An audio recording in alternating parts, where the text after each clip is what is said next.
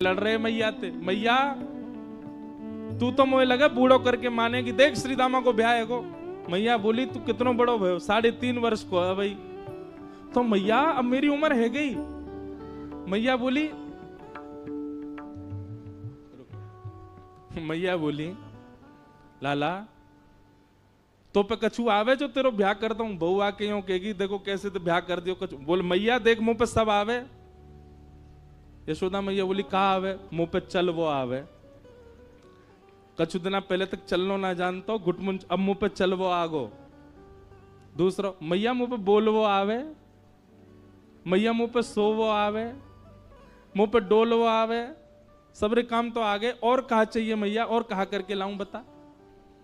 9 लाख गैयान को स्वामी में पिताजी ने 9 लाख गैया कौन कहेगा मेरे काजी तो हैं। मैया बाबा को इकलो तो लाल में इतना बड़ा मेरा भवन। अब एक ही चीज की कमी है। कहा बोले एक बहू ना है बस मेरे पास, अब ब्याह करा दे मैया। और देख मैया श्री दामा ब्याह करवे गयो है। मैया बोली बात मत बनाए कर चल बैठ जा। मैया कछु काम में लगे ठाकुर जी पीछे पीछे डोले मेरो ब्याह करा दे। मैया श्री दामा की बहू आ गई मेरी ना आई है मेरो ब्याह करा दे। मैया ने जब नहीं सुनी तो ठाकुर जी रूठ के बोले मैया देख तू मेरो ब्याह करा दे नहीं तो श्री दामा की घर ले आऊंगा मैं, बउआ की बहू ले आऊंगा। मैया ने ठाकुर जी डांट फटकार के भगाए दिए। ठाकुर जी को पता चली श्री दामा की बहू आ गई है। ठाकुर जी कूदते फांदते पहुंच गए श्री दामा के पास। ब्याह है गो? बोले हाँ। बहू कहाँ है? बोले भीतर बैठी है। बोले मुंह दिखा दे। अरे लाला तेरी भाभी है तू देख ले। बोले भाभी ना है वो बहू है। बोले बहू तो लाला मेरी है। ठाकुर जी बोले मोह तो ऐसा लोगो करती बहू सबन की होए करे। श्री दामा बोले लाला तेरी बात ऐसी है तेरी तो भाभी है वो। बोले अच्छा ठीक है मैं देखता हूं नहीं देखूं तो सही बहू हो मैं कैसी है। मेरा ब्याह होगा तो पहले तो पता रहेगी। हाँ लाला मिल आ। ठाकुर जी जैसे ही पहुंचे माधवी को पहले ही जाके बता दे। बोले श्री दामा के परम मित्र श्री कृष्ण आ रहे हैं मिलवे। ओहो कृष्ण को नाम सुनते हुए तो मुंह ढक लिया अपना। बोले जो वही है जाते मैया ने कही मुंह छुपा के रखना है। ठाकुर जी ने खूब अनुनय विनय किया हाथ जोड़े पाम पूज लिए। बोले भाभी ने मुंह दिखाए दो। नहीं दिखाया। ठाकुर जी बोले तू जाने ना आया भाई मेरे मुंह को देख मेरे मुंह देखवे के काजे करोड़न वर्ष की तपस्या करें इतना नाम जप करें उंगली घिस जाए तब वो मेरा मुंह ना देख पाए और मैं तेरे आगे हाथ जोड़ खड़ा हूं तू देखना रही है। माधवी कुछ नहीं बोली। ठाकुर जी बोले ठीक है जा रहा हूं तड़पेगी मुंह को देखवे के काजे। चले गए। लेकिन माधवी को उसी समय से बेचैनी होने लगी जैसे ठाकुर जी गए ना। अब तो कहीं भी जाती है गोपियां चर्चा भी कृष्ण की करती हैं। बैठती है तो चर्चा श्री कृष्ण की होती है। सब गोपियां आपस में बात करती हैं तो माधवी उनको समझाती है अरे तुम कैसी कन्या हो अपने पति के बारे में बात नहीं करती वो उसके बारे में बात करती रहती हो। नंद जी को लाला ऐसा हो नंद जी को लाला ऐसा हो। एक गोपी से यूं तक सुन ली माधवी ने कि वाकई उम्र अभी 3.5 वर्ष की है। तो माधवी बोली राम राम राम शर्म नहीं आती ने 100 बालक वाकु प्रियतम मानो तुम।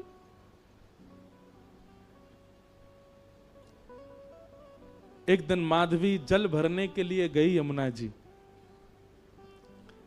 और यमुना जी पर जल की गागर जैसे ही भरी सब गोपी तो अपने अपने जल ले ले करके वहां से चली गई। माधवी थोड़ी विलंब से पहुंची अकेली जैसे जल की घागर भर के उठान लगी सो उठे नहीं ऐसी भारी। अब इत को देखे कि कोई आ जाए आकर के नेक ऊंचाई दे या को मेरे मूड पे धर दे सिर पे तुम्हें ले जाऊं। खूब प्रयास किया लेकिन कोई देखो नहीं दूर दूर तक। तभी नंद नंदन बांकी अदा से चलते भय वहां पहुंच गए। यहां पाम धरे वहां पाम धरे मटकते भय नैन के सैन चलाते हुए। सैन मतलब जाने ना याते कहें सैन।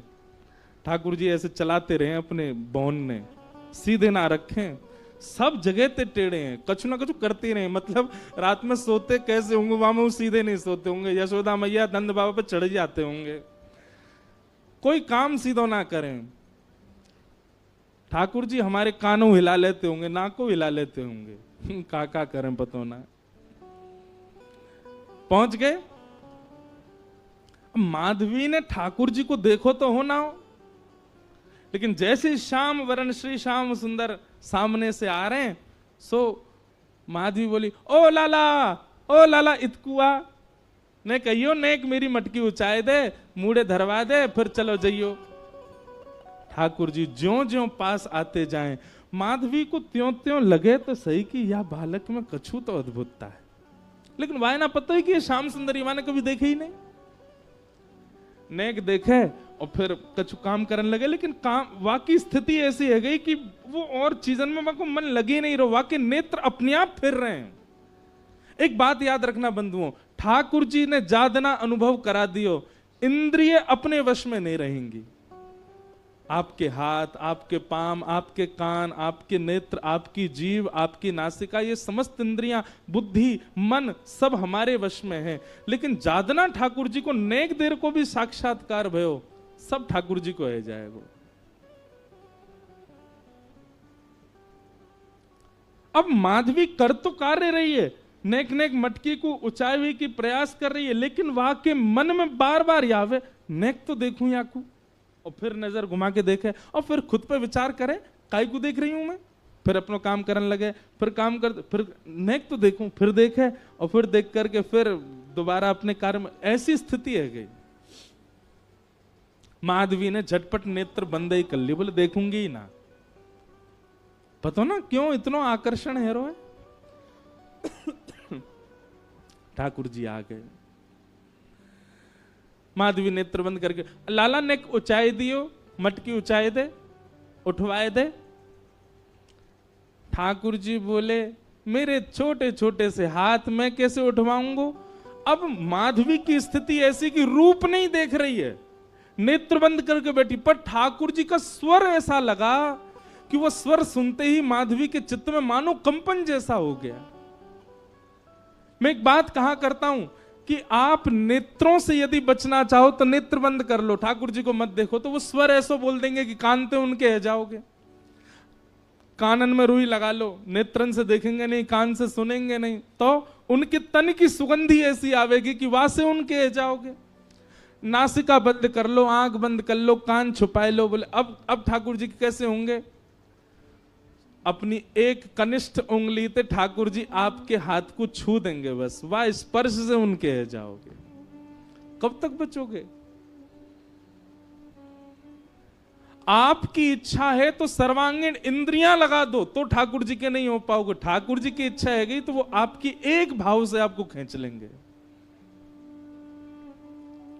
माधवी ने नेत्र तो बंद कर लिए, लेकिन स्वर ऐसा बोलो कि अब पलक अपने वश में नहीं है, अपनी स्थिति में नहीं है, खुल गई अपने आप और देख लिए श्याम सुंदर। ऐसो मधुर मुस्कान, ऐसे नेत्र, ऐसी नासिका, आहा कहां कहें रूप की सीमा। लेकिन तुरंत माधवी बोले हाँ लाला ऊंचाई दे। माधवी ने नेक हाथ लगायो। अब ठाकुर जी मटकी उचान लगे तो उचाते ही कहा भयो, अब नेक से ठाकुर जी, माधवी तो खूब बड़ी, तो ठाकुर जी को हाथ जहां तक जाएगा वहीं तक तो उचाएंगे। लेकिन स्थिति कहा भाई उचाते उचाते उचाते उचाते ठाकुर जी लंबे हैं लगे, और इतने लंबे है गए कि उचाते भय माधवी के बिल्कुल सामने ही आ गए, बिल्कुल नेत्रन के सामने ही आ गए। माधवी ने जब रूप देखो, गाढ़ करके ठाकुर जी माधवी को देख रहे हैं, माधवी ठाकुर जी को देख रही है।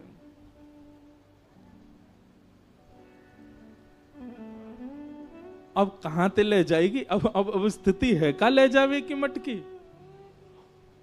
बस सिर पर मटकी धरवाए के माधवी के हाथ दोनों धर के, और ठाकुर जी बस नेत्रन में देखते जा रहे हैं, क्रिया सबरी कर रहे हैं, और ये बस मटकी धराए करके, और ठाकुर जी बोले अच्छा माधवी मैं जा रहा हूं, और कह के ठाकुर जी चले गए।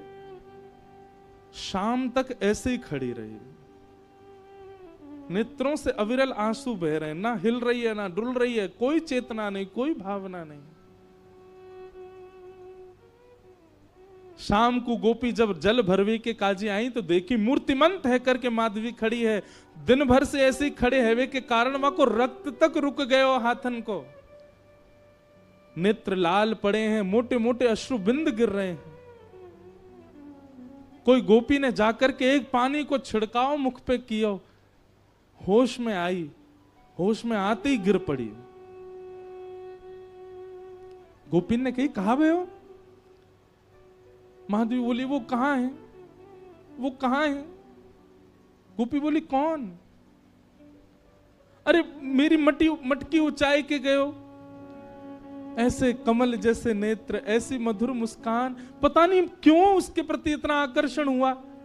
और बहन कहा कहूंगा को स्वर सुनकर के तो मैं अपने वश में ही नहीं रह पाई। कृष्ण नाम जब ते श्रवण सुनो रियाली, भूली री भवन में तो बाबरी भई रे।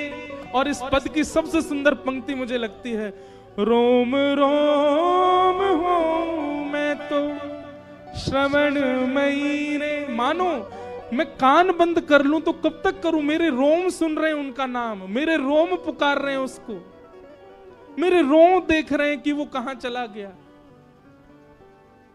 पहले 2 आंख थी, 2 कान थे, पर अब रोम रोम उसका हो चुका है। कहां तक छुपाऊं, कहां तक रोकूं खुद को।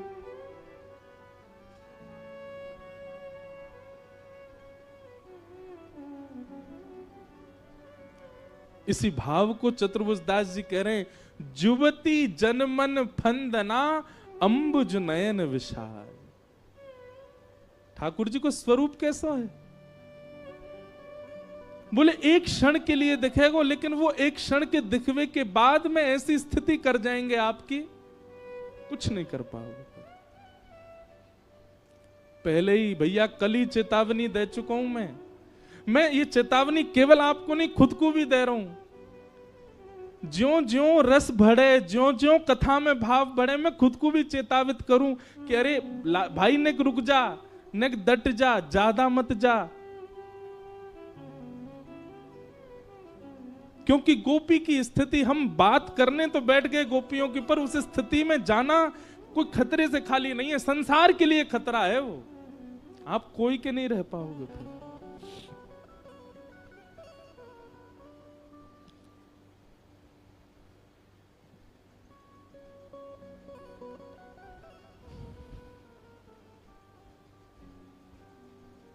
मीराबाई कह रहे हैं, जादू करके, जादू करके हो पिया कित गयो, जादू करके, जादू करके, जादू करके, जादू करके हो, जादू करके ओ पिया कित गयो, जादू करके, जादू करके कित गयो, जादू करके। कैसा है? नंद नंदन पिया कपट जो कीनो, नंद नंदन। गाओ सब लोग। निकल गयो, निकल गयो, निकल गयो छल करके, जादू करके, जादू करके, जादू करके हो, जादू करके ओ पिया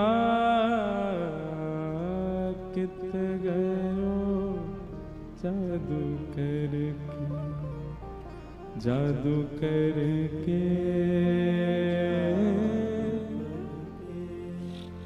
ओ पिया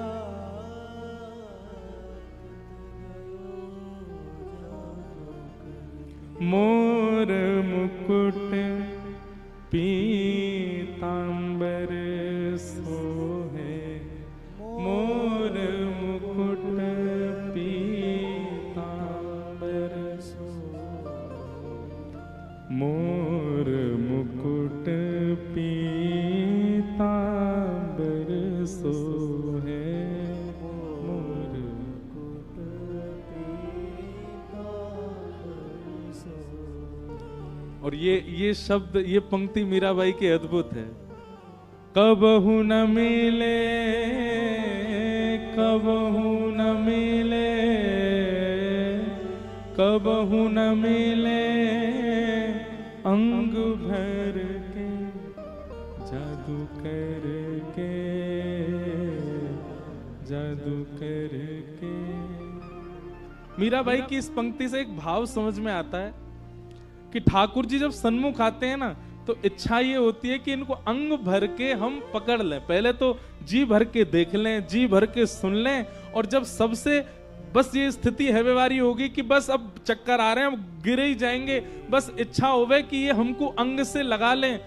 ऐसे चतुर हैं ठाकुर जी, केवल हाथ मिला के चले जाएंगे। तो अब जीवन भर यही रहेगा कि हाथ ही क्यों मिला के गए, या तो मिलाते ही नहीं, और मिलना ही हो तो फिर अंग भर के मिलते ना, एक बार हृदय से लग जाते।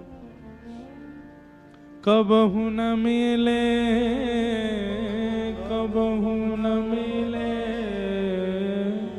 कबहू न मिले अंग भर के, जादू करके,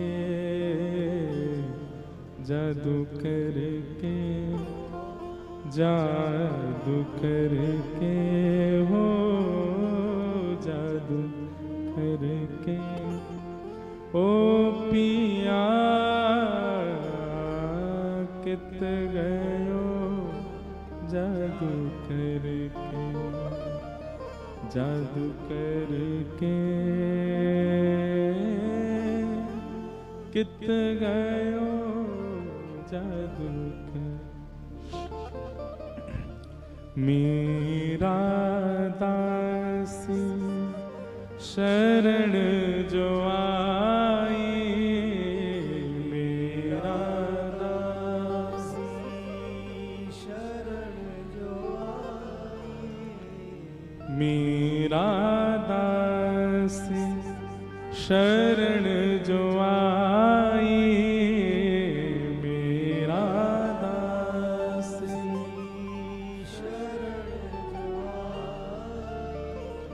मेरा दासी शरण जो आई, मेरा दासी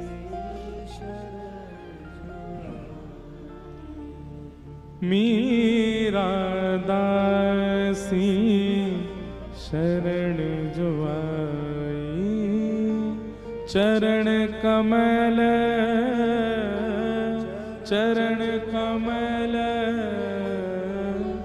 चरण कमल चित धर के, जादू करके,